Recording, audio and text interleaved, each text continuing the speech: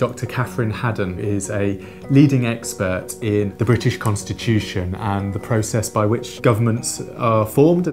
I've got our Facebook feed here with lots of questions suggested by 38 Degrees members, and I wanted to start by asking you. It's all about whether or not they'll be able to command a majority, whether that's through coalition, whether it's through some kind of pact with other parties, or whether it's just that they think that they can win, important votes on a case-by-case basis better than the other parties. It's important to differentiate between some kind of formal pact. The smaller party will support the government party in getting through important legislation and budgets, but that's a formal deal.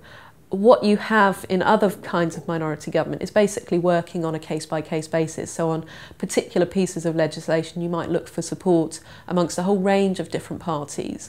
And there's loads of examples of that in our own history and also elsewhere around the world.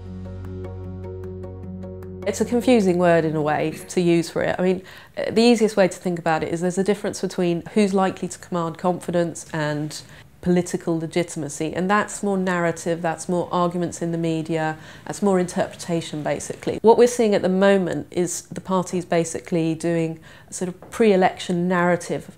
They're wanting to set the narrative for Friday as to who's come out best from the election and who should form the next government. So I guess when you hear different parties offering their version of what would be the most legitimate outcome, that probably tells you more about the situation they expect themselves to be after election day than about the Constitution. Yeah, and it's also about their interpretation. I mean, there's no reason why they can't say that they feel that the party with the most seats should form the next governments. But that's a political position, not a constitutional position.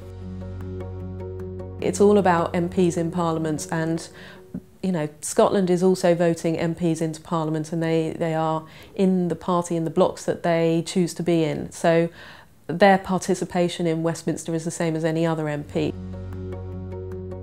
If you go back to the beginning of the 20th century, we had quite a number of years of minority governments that were very successful and able to get through lots of legislation.